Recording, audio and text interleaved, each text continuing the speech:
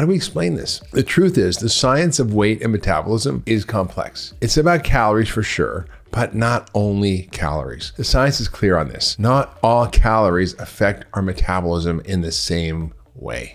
Welcome to the Doctor's Pharmacy and another edition of Health Bites. I'm Dr. Mark Hyman. Today we're talking about weight loss, a topic millions of people struggle with, and even more have questions about how to do it and what is going on and why are we all overweight and how do we fix it? Now, given all the research and the science about weight gain and weight loss, there's so much debate still and confusion about what causes weight gain and how best to lose weight. You see, is weight loss about eating less and exercising more? Is it about cutting calories, or maybe it's cutting back on carbs? What about dietary fat? Should we cut back on that too? Well, weight loss can be super confusing. When you hop on social media, it seems like everyone has the answer, and yet despite the endless information at our fingertips, many people are suffering and are trying but failing to shed unwanted pounds and keep them off. Now, the government dietary guidelines and nearly all doctors, nutritionists, and all professional associations tell us that weight loss is simply about energy. You need to burn more calories than you eat. You need to eat less and exercise more. Now, this is called the energy balance hypothesis or energy balance model of weight. Now, according to this theory, as long as you eat fewer calories than you expend, you'll lose weight, right? Well, it doesn't matter if the calories come from 1,000 calories of soda or 1,000 calories of broccoli, all calories are the same in this model. Now, the implicit message here is that you're overweight because you eat too much and you don't exercise enough. In other words, it's your fault because you don't have the willpower. And the subtext is that you're a lazy glutton. I don't believe that. This is just nonsense. The story of weight gain and weight loss and metabolism is far more complicated than that. Now, Americans have been doing their best to follow this advice of eating less and exercising more for the past 50 years, and yet obesity rates have gone from 5% when I was born to 42%. How do we explain this? The truth is, the science of weight and metabolism is complex. It's about calories for sure,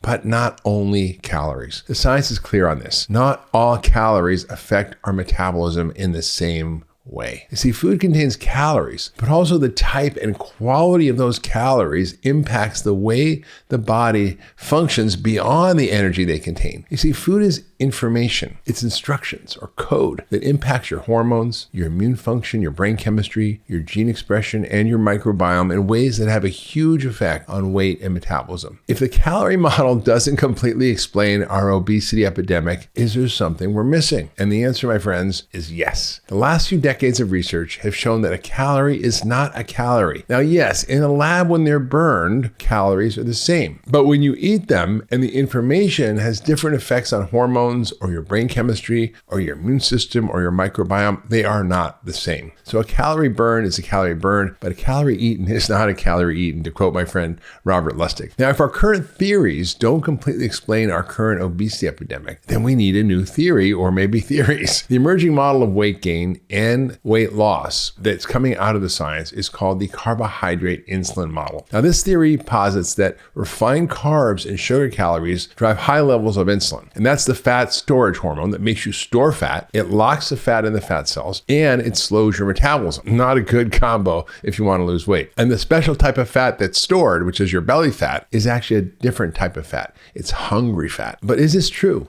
And what does the research say? Well, today we're going to discuss the functional medicine approach to weight loss. It zooms out and looks at root causes and mechanisms, and it includes all the variables that affect weight and metabolism. We'll see whether weight loss is simply about eating fewer calories, or maybe about fixing your hormones, or whether other factors such as toxins also influence weight. So let's cut through the noise and offer a science-backed holistic roadmap to weight loss and metabolic health. So whether you want to lose that extra couple of pounds around the midsection or transform your body composition completely, I hope you'll find this episode helpful. Let's get started. So what makes us gain weight? Now, there are two main schools of thought for what makes us gain weight, which are truly the subject of a lot of debate: the energy balance model and the carbohydrate-insulin model. We're going to talk about them. Now, later in the discussion, we'll discuss other factors that can influence weight gain. It doesn't just stop with calories or diet or the carbohydrate-insulin model or energy balance model. There's a lot of more things that can impact your metabolism. But first, let's take a look at the main diet-related theories, the two of them, that lead to weight gain and the pros and cons of each one. Okay, let's start with the energy balance model. Now, this is the one that we've all been following for decades and decades, and it's sort of not working out for us, right? Eating less, exercising more. How's that working out for you? Well, let's talk about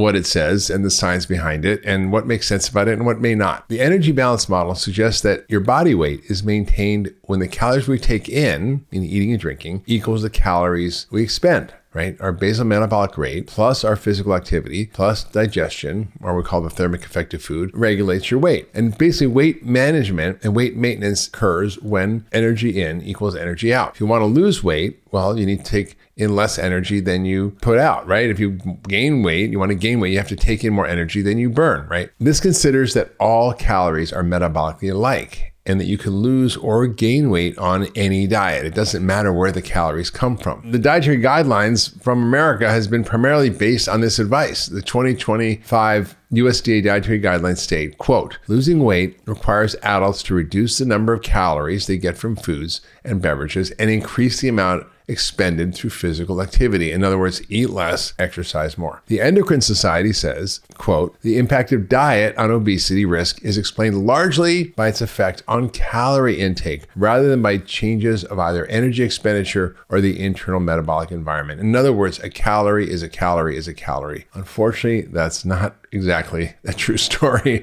according to the science. So what are the pros of this energy balance model? Well, it's simple, right? Energy intake has to equal energy expenditure or you lose or gain weight if you're out of balance. And it's an easy, straightforward, universal model for weight management that basically everybody can understand. Calories in, calories out, eat less, exercise more. People say this is true because it's based on the first law of thermodynamics, which means energy cannot be created or destroyed, only transformed. Now, this is true, but you have to understand the definition. The definition requires a closed system. If you just look up the first law of thermodynamics, it means energy cannot be created or destroyed in a closed system. The body is not a closed system. You've got so many variables like hormones and the microbiome, your immune system, so many other things that regulate your response to energy. It also embraces physical activity that's needed to maintain a healthy weight and wellness, which is great. I think that's important, exercise, but you cannot exercise your way out of a bad diet. I promise you that. Anybody who's tried will know what I'm talking about. And this also allows for diet flexibility, right? As long as you quantify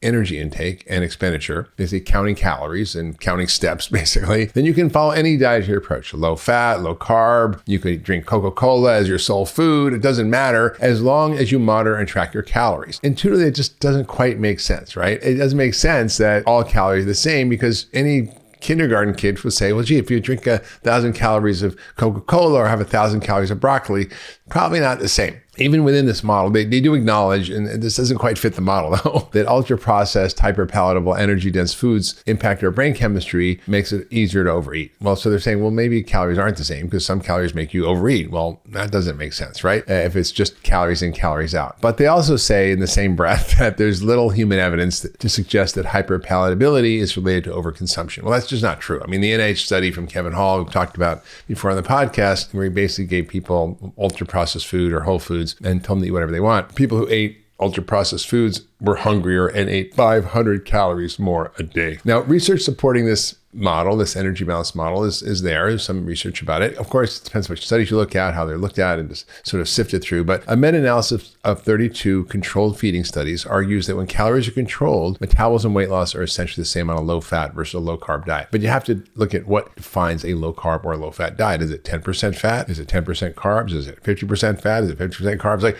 it matters, right? And so maybe some of the differences are not really that significant in order to shut down insulin. We'll talk about that. In the studies, again, a little bit contradicting the model because if all calories are the same, they should affect you the same, right? But they do acknowledge that macronutrients account for the differences in the distribution of body weight. So, for example, high carb diets promote more belly fat than high fat diets, which don't promote more belly fat. In a systematic review and meta-analysis of randomized controlled trials, it was published in the British Medical Journal. They compared low fat versus low carb diets from 121 trials and approximately 202,000 adults who were overweight or obese and reported that they both had similar effects on weight loss and cardiovascular markers at 6 months. However, the weight loss diminished and the heart benefits disappeared at 12 months for all the diets. Now, another study randomly assigned 131 healthy, overweight, or obese adults who had lost about 8% or more of their body weight to either a moderate fat, low glycemic diet, a low fat, medium glycemic diet, or a high glycemic sugar, high sugar controlled diet with a similar protein content, and they could eat whatever they want. And they found really no difference in weight gain after 18 months. What are the things that contradict this energy balance model. Some studies show it works, some studies show it doesn't. So let's get into what the cons are. It doesn't really explain how or why weight gain happens or what's driving the process other than just energy, right? Obesity rates have continued to climb despite Americans eating less. Now, this is really fascinating, folks. If you take the hypothesis that obesity is all about calories, it's hard to reconcile that with the fact that over the last decades, and I'll get into that, our calorie consumption has gone down, but our weight has gone up. So that's a really important fact. And this is the NHANES data, which is the National Health and Nutrition Examination Survey, government data, tens of thousands of people over decades and decades. And they looked at calorie and added sugar intake, and they found that it's gone down since the year 2000. But obesity and type 2 diabetes have gone up, right? How do you explain that? It also doesn't consider the nutrient matrix or the quality or bioavailability of certain foods. For example, nuts have a high energy density, right? Because they're higher in fat, but eating nuts has been shown to help maintain a healthy weight and even lose weight. In a 2012 study published in the American Journal of Clinical Nutrition, they found that the average energy extracted from almonds is 32% less than what's written on the nutrition labels, meaning even if it says 100 calories, it's 32% less than that that's actually used by the body because it takes so much work to digest it. Same goes for walnuts, about 21% less, and pistachios, 5% less, and cashews, 16% less. So how do you explain that? Well, it's the food matrix. It's the degree of processing. It's the indigestibility of certain parts like insoluble fiber and things that feed the gut microbiome. Cutting calories without focusing on nutrition quality can actually lead to nutritional deficiencies, which can impact mood, mental health, and metabolism. So, for example, if you're on a calorie-restricted diet, but you're not on a nutrient-dense diet, you're going to end up with problems. There's also metabolic pushback that happens. Cutting calories makes you hungrier, and it decreases your metabolism. So you're in a vicious cycle. So you eat less, but then your metabolism slows down, and then you increase your hunger. So it makes it hard to push past a weight loss plateau by just adjusting calorie intake. It's really hard to reduce your calorie intake because you're going to be hungry, and that's going to overtake your body, and willpower just is not enough. So you have to use science. And this whole energy balance model also doesn't account for the complexities or the differences in individuals genetically and metabolically. Hormones, genetics, your blood sugar, your microbiome, the impact of nutrition on our brain chemistry, on our metabolism, the role of environmental toxins, things like obesogens, endocrine disrupting chemicals, stress, mitochondrial damage, free radicals, inflammation, all that is not taken into account by the energy balance model. And just calorie restriction doesn't work a long time. Nobody can stick with it, right? Research shows that humans are really bad also at measuring their energy intake. So we can underestimate our consumption by about 50%, and we overestimate our calorie expenditure from exercise by about 70%. I always said that when I worked at Canyon Ranch. So people basically underestimate the amount they eat by 50% and overestimate the amount they exercise by about 50%. Now, people can't adhere to a calorie-restricted diet long-term. They really can't, especially low-fat diets, because they're not very satisfying, and fat makes you feel full, and protein makes you feel full. So counting calories is kind of unsustainable. And anyway, even if you get a PhD in nutrition and you are really focused on understanding calories, it's really hard to be accurate unless you weigh and measure every single thing you eat. And also, the other problem with this model is it kind of blames the individual when they can't lose weight. Well, why didn't you lose weight? Well, you're just not eating the right way. You're eating too much and you're not exercising enough. And that sort of blames the victim, which is not really true. I think that there's a lot of flaws with the energy balance model. Calories do matter. I'm not saying they don't matter. They're not the whole story. And I think the quality of the calories matters. And it turns out from a lot of data from Dr. Ludwig at Harvard and others that turns out that what you eat is more important than how much you eat. Because when you choose the right foods that regulate your biology in the right way, you don't have to white knuckle your way to weight loss. It actually will automatically start to shift your body in terms of the right metabolic health. So what's this next model, this carbohydrate-insulin model? And I think we try to sort of narrow things down into simple little categories, but we have to sort of understand that biology is complex and not any single theory will explain everything. But I think this one is much closer to what I've seen in my practice and also what I've seen to be more effective clinically with many patients and what I've heard from many of my colleagues as well. Now, this offers a different perspective to this energy balance model, but I shouldn't say, just going back to energy balance model, the energy balance model was so attractive to the food industry that Coca-Cola spent $20 million paying scientists to fabricate data to show that this actually worked. That weight loss was just about calories in, calories out. It didn't matter where the calories came from, all calories in moderation, including Coca-Cola. That's just nonsense. Sadly to say, it's nonsense. And they were actually exposed. I wrote a lot about this in my book, Food Fix, and also some other things I've written, but it's a very attractive model for the food industry because it basically lets them off the hook, right? If you're a big food company or a fast food company, you can feel good about yourself because it's all about just the quantity of calories we eat. So if people don't overeat, that's fine. They can eat their junk food, but it's very, very much not the case. Let's get back to the carbohydrate-insulin model. It basically suggests that the quality of the calories consumed, particularly rapidly digested calories like refined starches, sugars, and empty carbs, they play a real critical role in weight regulation and obesity because they influence your hormones, particularly insulin. Now, insulin is a very important hormone. What is insulin and what does it do in the body? Well, insulin is a hormone that's released by the pancreas when we eat something that has a high glycemic load, meaning it raises your blood sugar. That how rapidly a meal raises your blood sugar is called the glycemic load. Now, when a meal is rich in a lot of sugar and starch, your blood sugar spikes. And then insulin is released to help deliver the glucose and the fuel to your cells, to your muscles, to your liver, to your fat tissue. And too many calories from each meal then, when you have high insulin levels, because it's the fat storage hormone, they're siphoned off into the fat tissue. And then too few remain in your circulation, which then makes your body perceive that you're in an energy crisis, that you have low energy states. And that makes you crave more carbs and more sugar. You know exactly what I'm talking about. If you eat sugar and carbs, you want more sugar and carbs, even though you have so much energy. I mean, people who are obese are just having enormous storage amounts of calories, but they feel like they're hungry and starving. Why? Because of the role of insulin and how it works in the body by storing the fat in the fat cells, by locking it in there, by clearing the blood of a lot of the available fuel. So it's stored in the fat cells and your brain doesn't perceive that you've got enough food around. So basically obesity is a state of starvation amidst plenty. It's the feeling that you're starving in when you have plenty of food and calories. Now this perceived state of starvation negatively affects all sorts of systems in your body, including your thyroid. And that slows your metabolism even more to conserve energy. Also, if you have a high carb diet, it increases cortisol. So we know that eating sugar and starch raises stress hormones, cortisol, also epinephrine, adrenaline, and that can lead to fluctuations in blood sugar. It can lead to more insulin resistance, weight gain, hypoglycemia, and you can just, get in the terrible vicious cycle of being hungry and in the cycles of low and high blood sugar. Now, we also know from the data that restricting your energy intake, meaning eating less, while consuming a high sugar, starch, or high glycemic diet is going to increase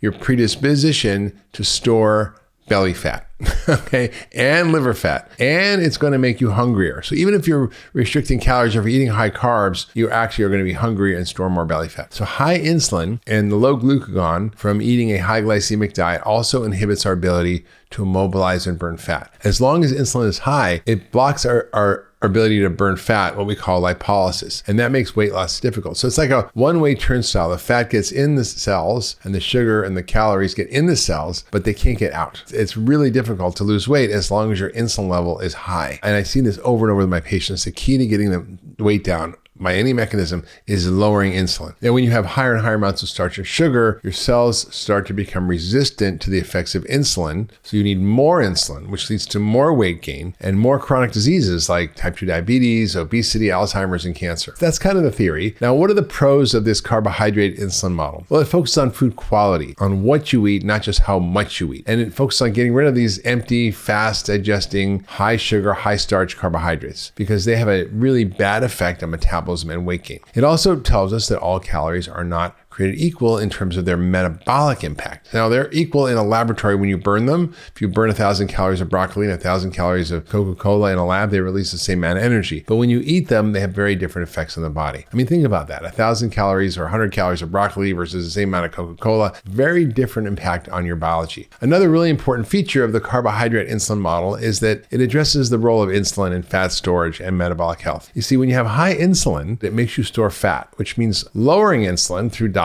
and other mechanisms can actually improve fat loss and improve metabolic health and reduce obviously the risk for insulin resistance, type 2 diabetes, chronic diseases without hyper-fixating on calorie intake. Focusing on what you eat versus how much can make a big difference. This also has a huge impact for type 2 diabetes, less insulin spikes, lower insulin levels, less insulin resistance, and can prevent and even reverse type 2 diabetes. In fact, the work by Sarah Hallberg and others using a ketogenic diet, which is like 75 to 80% fat and 5 to 10% carbs, has been able to completely reverse type 2 diabetes. Essentially, diabetes and insulin resistance is a carbohydrate intolerance problem. And this is what's happening in America. We have a huge population that's carbohydrate intolerant because we weren't adapted to eating such large amounts of sugar and starch. What does the carbohydrate-insulin model explain? Well, it doesn't quite explain the fact that overeating alone causes weight gain. Even if you are eating healthy food, if you eat too much, you will gain weight. It's true that that's true, but it's much harder to do on a low carb diet because protein and fat and fiber actually make you feel full. So it's harder to overeat. Like, who can binge on a bag of avocados? Nobody, right? No one's going to eat a dozen avocados, but you can eat a dozen cookies in a snap, right? I've done it before, trust me. So you have to understand that the quality of the food you're eating affects your ability to want to eat it and how full you feel. Now, on a high glycemic diet, which is high sugar, there's a lot of hormones that are messed up. For example, leptin, and you get leptin resistance, which causes the body to actually gain weight. The more leptin resistance you have, the more you don't feel full, the more you eat, and you get in this vicious cycle. This kind of model doesn't completely explain everything related to weight because there's obviously toxins, the role of the microbiome, and many other things we'll talk about. And so it oversimplifies weight gain. It's simply related to carbs and insulin, and it doesn't really consider total calorie intake, overall diet quality, saturated fat, physical activity, genetics, environmental toxins, obesogens. So we have to sort of use a broader range of theories to explain what we're seeing. But everybody likes to focus on their theory, but it's just more complicated than that. Now, the research is mixed. Some studies show that low fat and low carb diets have no difference in terms of weight loss. Others show the opposite, that actually low carb diets outperform low fat diets when given to people to eat. Now, the other thing the model doesn't quite explain is that obesity is typically associated with normal or high glucose and triglycerides. And this carbohydrate-insulin model says that when you have a high glycemic diet, it leads to low metabolic fuel concentrations about 2 to 5 hours after eating, which increases craving. So, you kind of can't explain everything with this model. The counter argument from the carbohydrate insulin folks is that fat cells hit their limit and eventually do not expand anymore. And at that stage, the weight gain plateaus and circulating fuel concentrations rise. Meaning, after a while, you're going to see the insulin working and getting your blood sugar and your free fatty acids in your blood down.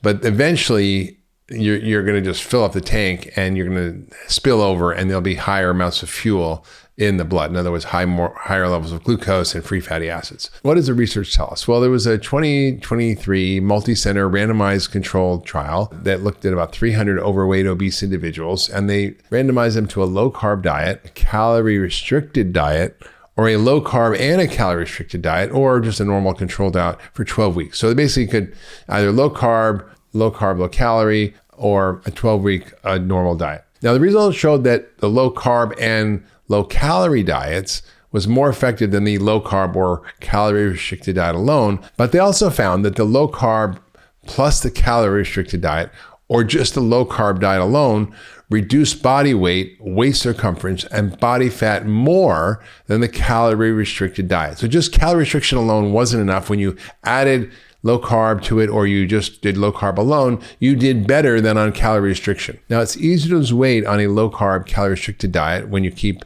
your insulin low than a calorie restricted diet, because your insulin can still be high if you're doing calorie restriction and eating a lot of carbs. In 2008, and this was a very impressive study, it was a 2-year randomized controlled trial published in the top tier journal, New England Journal of Medicine. They assigned about 322 moderately obese people to a low-fat, calorie-restricted diet, a Mediterranean plus calorie-restricted diet, or a low-carb and not calorie-restricted diet. You either were calorie-restricted on Mediterranean low-fat or just low-carb with no calorie restriction. You could eat as much as you want. Now, here's really the interesting data. The low-carb group that wasn't calorie restricted lost the most weight, okay? And had a 20% reduction in total cholesterol to HDL ratio versus 12% in a low fat group. That's pretty amazing. So basically, not restricting calories and just using low carb actually had the most weight reduction and the best improvement in cholesterol. Another review, a systematic review and meta-analysis of randomized controlled trials, again, the highest level of evidence. This is from Dr. William Ludwig from Harvard. And they looked at 53 trials with over 68,000 participants, and they compared low-fat versus low-carb diets. And they found that low-carb diets outperformed low fat diets for weight loss every time. So that's a lot to take in. I know a lot of studies, a lot of information, but basically, if you look at the data, it seems that calorie restriction can work. It's hard to maintain, but the best approach is a low carb diet, which is not going to be spiking insulin and actually works better than a low fat diet. So which theory is correct? Well, the truth is they're both right and they're both wrong. We are eating less calories than we did and we're gaining weight in society. Total sugar consumption has gone down a little bit, but high fructose corn syrup has gone up. So calories from sugar are still higher than it was before. Protein and fat intake have not really changed since the 1970s, but guess what? Refined carb and sugar intake has increased, although it's sort of hitting a plateau. But we were told to eat 6 to 11 servings of bread, rice, cereal, and pasta a day, and we've added sugar to almost everything. And that was in the 1992 food pyramid, and we listened, and it's led to the greatest obesity and diabetes epidemic in human history. The other thing that's really happened in the last 20, 30 plus years is the intake of ultra-processed food has just skyrocketed, and it's now 60 to 70% of Americans' diet. In the adult population, the consumption of ultra-processed foods went from about 53% in 2000 to about 57% in 2018, and it's now, by some estimates, well over 60%. And even looking at what's sold in stores, it's about 73% of foods. And this is even worse in kids. A study analyzing total energy intake from ultra-processed food in adolescents showed that they increased from 61 to 67%. That's 67% of foods that our kids eat is essentially highly processed junk food. There's been a big increase in ready-to-eat meals and various kind of foods we eat that are pre-processed and ready to eat from about 2.2% to 11.2%. We are having less soda, that's good, but still we're eating more processed food. So, one thing goes up, one thing goes down, but at the end of the day, we're eating more processed food and ultimately more refined sugars and starches. Also, we're having a lot of other things that are affecting us: additives, preservatives, emulsifiers, gums, which in the gut cause a lot of problems. They cause dysbiosis, leaky gut, they cause inflammation, and they make us gain weight because of the role of leaky gut. And we're going to explain that in a little bit. When the microbiome is affected and the quality of the food we eat affects the microbiome, it leads to more weight gain. So what can we all agree on? Well, cheap, convenient, energy-dense, ultra-processed food that's high in starch, high in sugar, and full of low quality fats are bad for metabolism and our health and our risk for chronic disease. So no argument there. I don't think any camp will say that we should really be eating more processed food, ultra processed food. I mean, the energy balance model does support that at some level. Particularly the food companies are happy about it because it means there's no good and bad foods. But I hate to break the news to you folks, there are good and bad foods, right? Coca-Cola is just a bad food. Pepsi is a bad food. Doritos is a bad food. I mean, I can go on and on. Those are just not actually food by the definition of food. So what else makes us gain weight besides calories or carbohydrates or sugars, right? Hormones. Hormones play a big role in our metabolism, including insulin. And high insulin is the biggest driver because it's the fat storage hormone. And when we eat a diet that's high in sugar or starch, or even high in calories, it will spike insulin. Also, our thyroid is often playing a big role in our metabolism, and low thyroid hormones do affect your metabolism. High levels of stress, which are driving more cortisol. Cortisol will make you gain weight. High leptin, which happens because of our leptin resistance and inflammation. We also have low GLP-1, which is known as Ozempic, and that there's many reasons for that, but our diet definitely causes our body not to produce as much GLP-1 because of all the ultra-processed food. Other hormones are important, like glucagon and GIP, which stimulates insulin secretion. It promotes fat storage and it slows gastric emptying. So all that, not so good, right? You get more insulin, more fat storage. The other factors that may play a role are genetics, particularly epigenetics.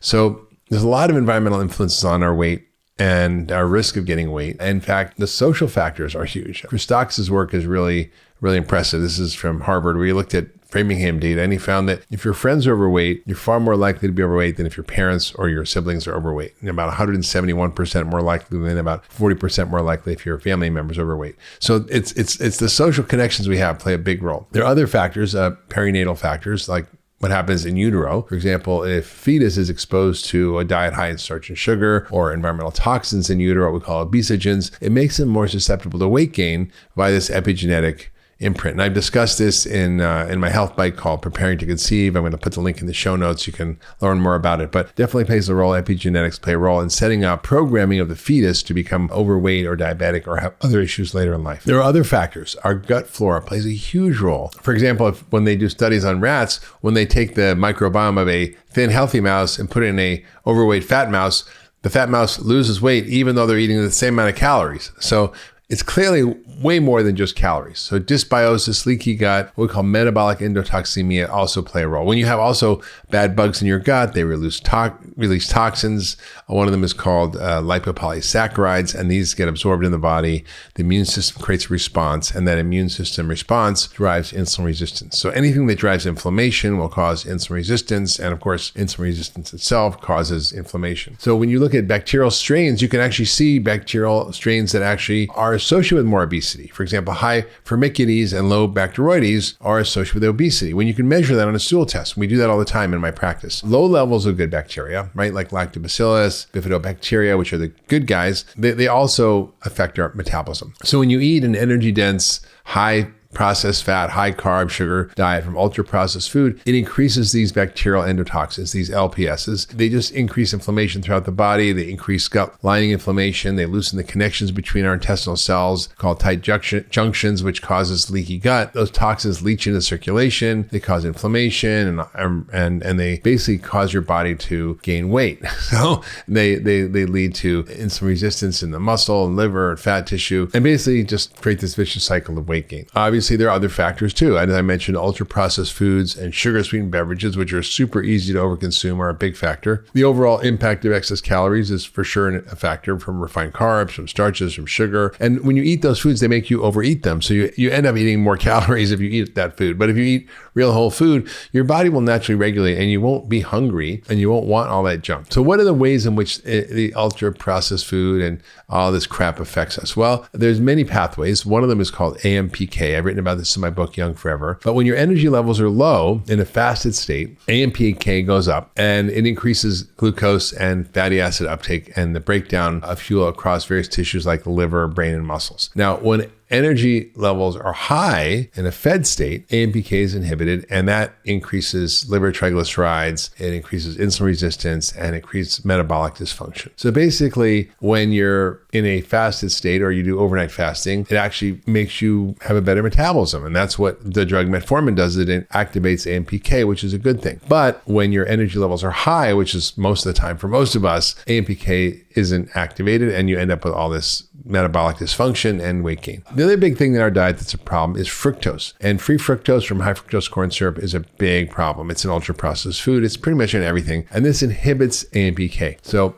when you inhibit AMPK, it's not good because you end up gaining weight and having all these metabolic issues. Now, in mice studies, they fed fructose-rich diets to these mice, and they found lots of problems with their liver metabolism of fats and their bile acid metabolism, and that led to fatty liver. So basically, fructose, which is the main thing in sugar-sweetened beverages and a lot of foods, and high fructose corn syrup, basically causes fatty liver. It also leads to leaky gut because fructose requires a lot of energy to be absorbed, and it takes away energy from the gut, which is needed to keep the cells stuck together, and you get the breakage of these tight junctions and end up with leaky gut. And then you end up in this terrible cycle. The other thing is sugar is kind of addictive, right? And this is a really good study. It was in the American Journal of Clinical Nutrition. And it basically showed that foods high in sugar and glycemic index or load trigger addiction-like responses in humans. Now, David Ludwig and his team from Harvard conducted a study that demonstrated that high sugar foods activate the brain in the area called the nucleus accumbens, which is a brain region associated with opioid addiction and addiction in general. Now, they did this really very elegant study. The study utilized a rigorous, randomized, blinded crossover design test,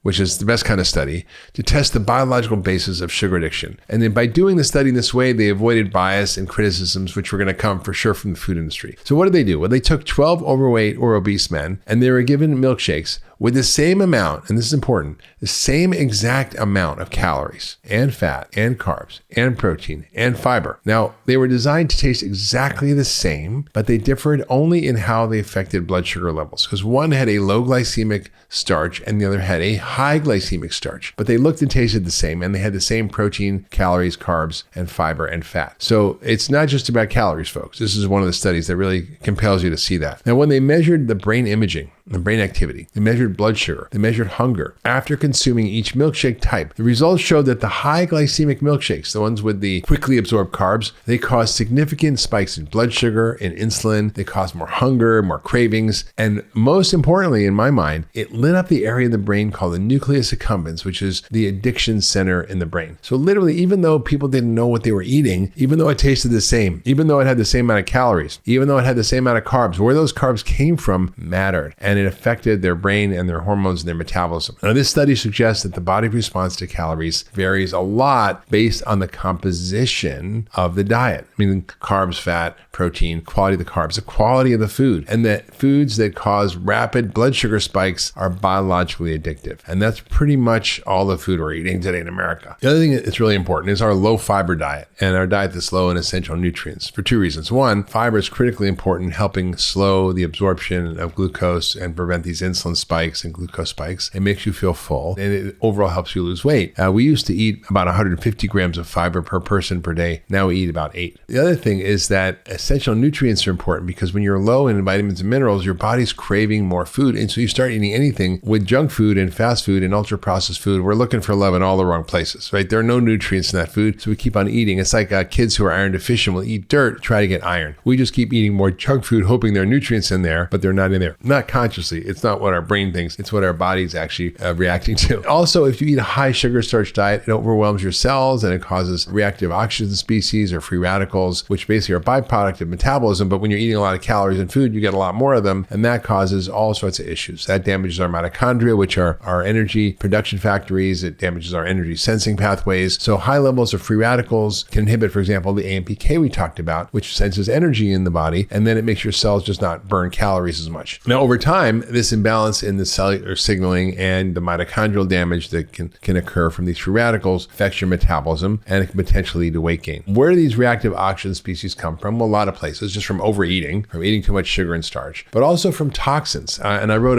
an article years ago called Systems Biology, Toxins, Obesity, and Functional Medicine. And I wrote a lot about how the mechanisms are of these environmental toxins and how they affect our weight. Now, here's the big picture. There are 80,000 new chemicals that have been introduced since the turn of the 20th century. I think it's maybe up to 100,000 now. And most have never been tested for safety. So where do these toxins come from? Well, they're obviously the ones introduced, but they're also internal toxins, right? The gut is a great source of toxins if we have bad bugs in there. We talked about the bad bugs producing lipopolysaccharides or LPSs. That's one source of toxins. But a lot of the toxins we're talking about here are environmental toxins, things we should not be having in our bodies, but are because of industrialization and pollution and petrochemical use. And there are many kinds of toxins out there, like heavy metals, lead, mercury, cadmium, arsenic, nickel, aluminum. I had one woman who was a fitness trainer, obsessed with her weight and health, and could not lose 40 pounds no matter what she did. It turned out she had high levels of mercury. We got the mercury out of her system and she dropped the 40 pounds. There are also something called volatile organic compounds, VOCs, that are everywhere, off-gassing from paints, solvents, things in cleaning materials, formaldehyde, toluene, benzene. All these things are all around us. Medications sometimes have toxins in them, alcohol, pesticides, PCBs, herbicides, air pollution, food additives. All this stuff affects us. And of course, also infections. We know that weight can be caused by even infections like adenoviruses, which create inflammation. Anything that creates inflammation will create weight gain. Mold. I had a patient who was in a moldy apartment and she was so sick from it, it caused her to gain 50 pounds. So anything that causes inflammation will cause weight gain. And of course, obviously our modern refined diet is a toxin in and of itself, right? With all the sugar, starch, high fructose corn syrup, trans fats, crap, aspartame, all the weird food we're eating. And then all the plastics we get in our environment, BPA, phthalates, PFAS, the forever chemicals, hormones, antibiotics in our food supply. It's a lot. So a lot of stuff we're exposed to and our bodies have to handle it. Why are they a problem? How do they affect our metabolism? When we are exposed to a lot of environmental toxins, they interfere with our metabolism. They overload our ability to detoxify them from our liver. They disrupt our central weight control mechanism. So our brain function gets disrupted and our ability to control our weight. It promotes insulin resistance. So toxins cause insulin resistance, like BPA, we know, for example, causes diabetes. It alters our circadian rhythms, alters our stress response, because toxins are a stress. Just by having a toxin in your system, the body perceives it as a stress, and that leads to higher cortisol. Also, toxins are highly impacting the thyroid and will slow your thyroid down. And that leads to low thyroid function, which leads to slow metabolism and more weight gain. And people, see this. When you see people dropping a lot of weight, they'll plateau, and often they'll plateau because their fat tissue releases all these stored toxins, and it poisons their mitochondria, but also poisons their thyroid. So you get all these problems. So what are these things called? Well, all these toxins are referred to as obesogens because they make you obese. And there's a lot of them out there. We just went through them all. One of the ones that concerns me a lot are these xenoestrogens. These are foreign molecules that mimic estrogen in the body, and high estrogen levels promote fat gain and fat storage, and really are bad news. So how do toxins prevent people from losing weight? Well, they're stored in our fat tissue, and then when we lose weight, they're released into our bloodstream. That overloads our liver and our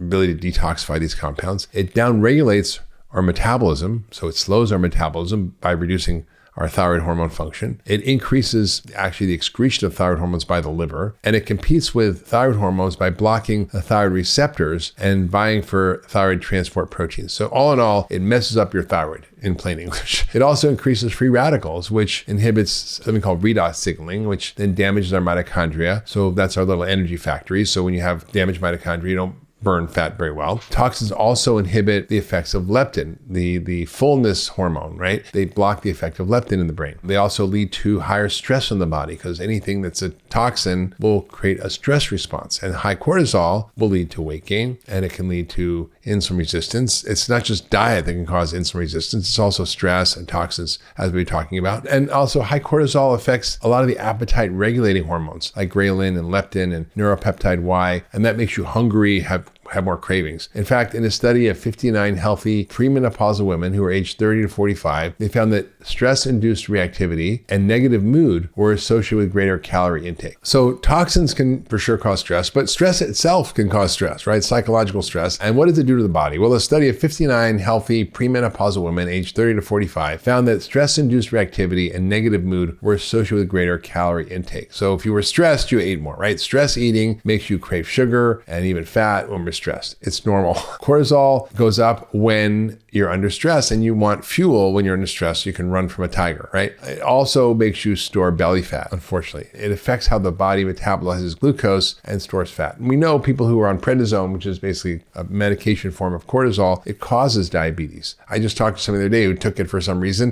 and his blood sugar went to like 1,000. The body thinks you're stressed, and it tries to save your life by storing calories, and you go into preservation mode. Now, this hormonal imbalance that happens with cortisol leads to weight gain, and then it also interferes with the body's ability to lose weight effectively. So there's a lot of things you should know about weight metabolism. It's Carbohydrate-Insulin Model, the energy balance model, obesogens, stress. There's a lot of things. The microbiome all play a role. Infections, even inflammation from any source, will all play a role in affecting weight metabolism. So it's not just simple as what you're eating. It's more complex than that. And I think I've written a blog about it years ago called The 8 Reasons Why You Can't Lose Weight that have nothing to do with what you're eating, right? So there's a lot of factors. You just have to pay attention to them all. There's a lot of ways to find out what's going on under the hood, and it's important to know your data, and it's really important to know your hormones. Leptin, glucose, insulin, hemoglobin A1C, lipid fractionation, which is the best kind of panel for cholesterol, your full thyroid panel, stress hormones, inflammation markers, all really important. Looking at heavy metals, toxins, lead, mercury, testing your metabolic health, your liver health, your sex hormones. All these things are really, really important to help you understand what's going on. You might even need infection testing, mold testing, testing for food sensitivities like gluten. A lot of things are really important to look at. And we can test for these things. We can test for stool microbiome. We can test for mold. We can test for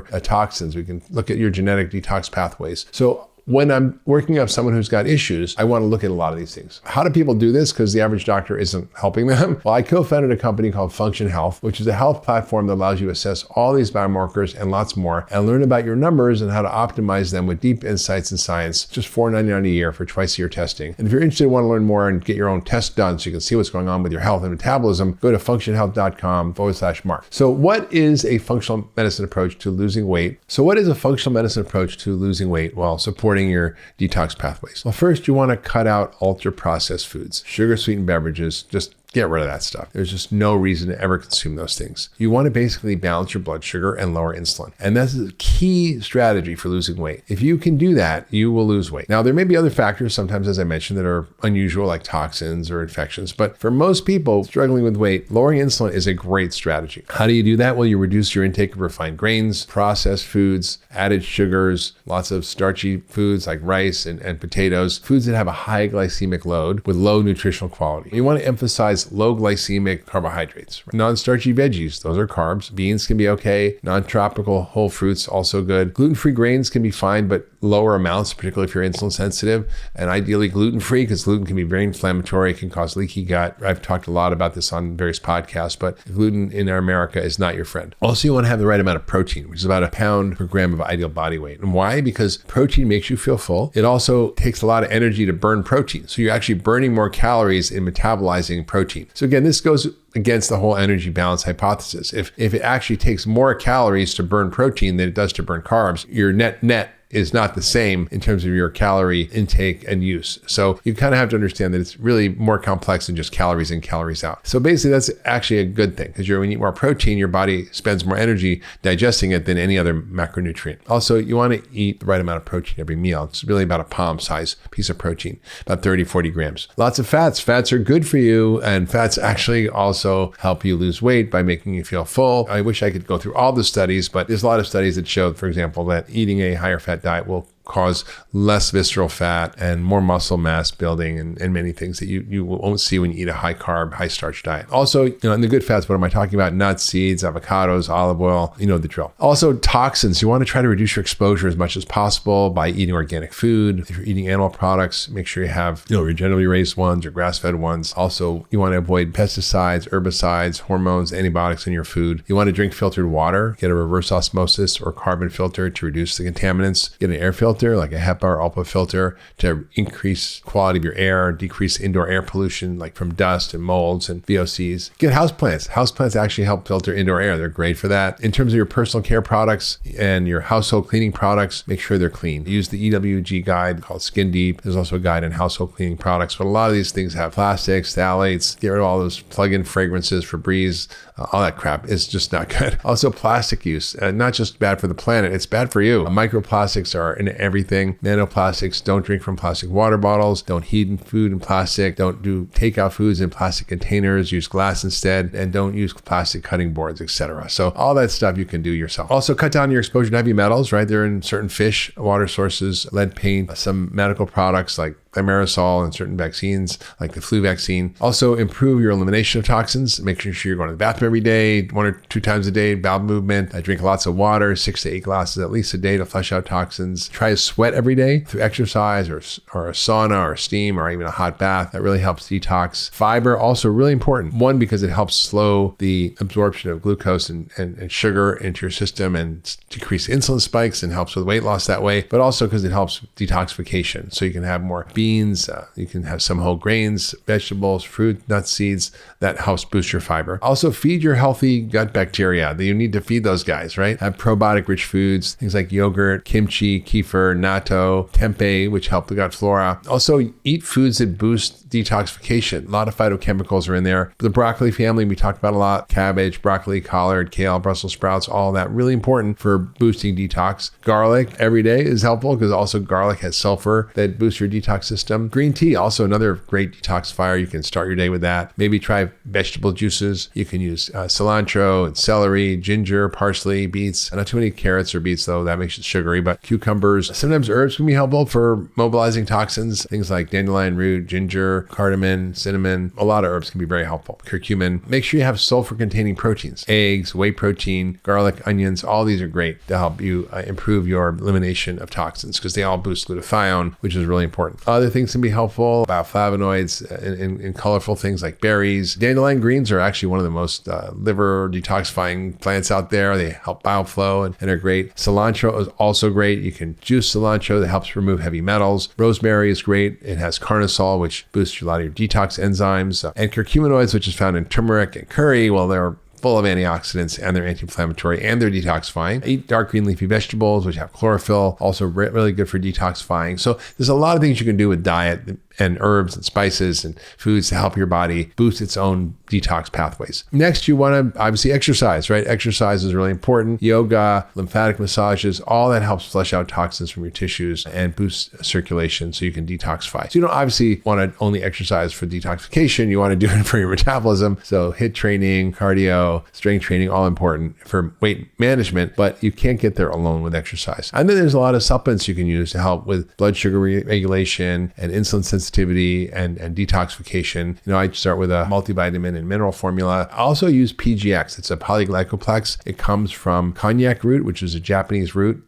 tuber, but it doesn't have any calories and it absorbs 50 times its weight in water. You can take it as a supplement, either capsules or powder, 2.5 to 5 grams, 15 minutes before every meal with about 8 ounces of water. And that basically acts like a sponge and slows things down. Magnesium, really important. Vitamin D. Chromium is usually in a multivitamin. Milk thistle is great for detoxing. Omega-3 fatty acids reduce inflammation. N-acetylcysteine also helps boost glutathione. And lipoic acid is also a really important detoxifier. It's also an important antioxidant and mitochondrial support nutrient. And so is carnitine. So there's a lot of things you can take. We're going to reference all these in the show notes and give you a lot more detail. But I think basically, you can help your body by getting rid of all the starch and sugar, by upregulating your detox pathways, by optimizing your microbiome, by taking a few nutrients to help your metabolic pathways and detox system. You can get your weight under control. I've seen this over and over, and without Ozempic, without drugs, without extreme calorie restriction diets, I've helped people lose literally hundreds of thousands of pounds. I hope we can all agree that weight loss is not just a simple problem, that it's not a one-size-fits-all journey. It's not just about counting calories. It's not just about carbs. It's about everything.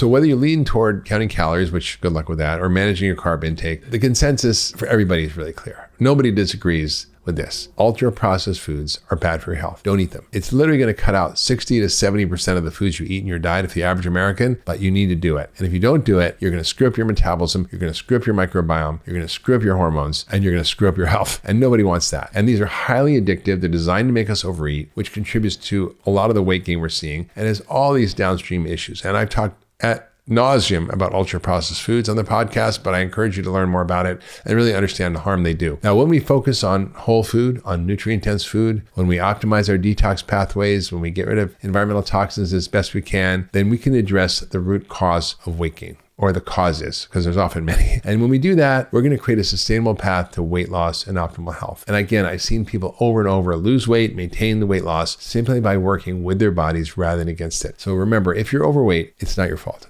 It's because of the incredible burden of things that are flooding our system today, the excess of refined starches and sugars, the excess of calories, the excess of environmental toxins, the things that destroy our microbiome, the chronic stress we're under. And it's a lot to deal with, but we can deal with it. And we just need to break it down for each individual and personalize the care. And by doing that, I think we can get people back to health. I've seen this over and over. I've done this with large groups. And I think if you understand your body and how it works, which is the whole purpose of why I do all this and give all this free information, is I want people to feel better. I know people are just literally a few days away from feeling better. And that if they had the instruction manual for their body, they can overcome a lot of the challenges they have and lead a healthy, vibrant life, which is what I want for all of you. If you love that last video, you're going to love the next one. Check it out here.